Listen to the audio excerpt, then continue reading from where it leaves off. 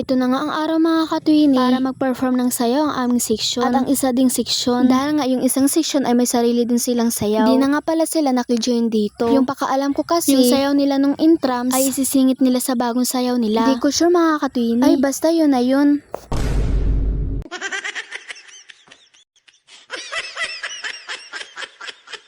Di nyo lang halata mga katwini pero nandyan kami. Tagahawak lang ng props. At kahit hindi pa nga sila masyadong handa at kinakabahan pa, but for me, okay naman yung perform nila. At maya maya nga lang mga katwini ay natapos na yung sayaw nila. At ang next na nga na nagsayaw ay ang isang section na. At kahit nga ay kunti lang sila, ay umahataw talaga sila sa pagsayaw. At grabe talaga yung props nila mga katwini. Siguro malaki yung ginastos nila dito. Dahil nga yung sa amin sa paggawa ng props ay band paper la at saka color paper. Pero malaki pa din yung ginastos namin dito mga katwini. Kasi madami yung binili namin. Pero mas malaki pa din yung gastos nila. Ay basta hayaan na lang natin, ang importante ay nag-perform. Kasi di naman dito binabase kung kanino mas maganda yung ginawang props o kanino dito mas magandang sayaw. Basta ang importante ay mahalaga.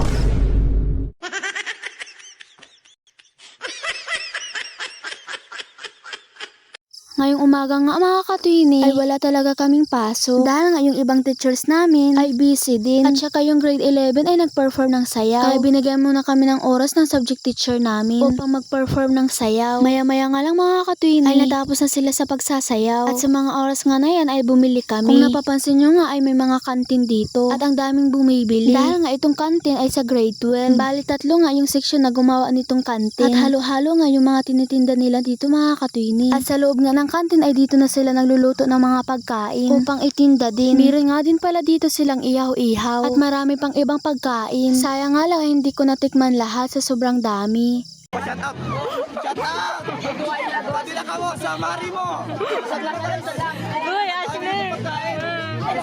Masarap, dapat pinupuntahan. O diba mga katwini, sabi ko sa inyo masasarap yung mga pagkain nila dito. Nilibre nga lang pala ako dito ng kaibigan ko mga katwini. Dahil nga sabi ko sa kanila ay wala akong pera kahit mayroon naman.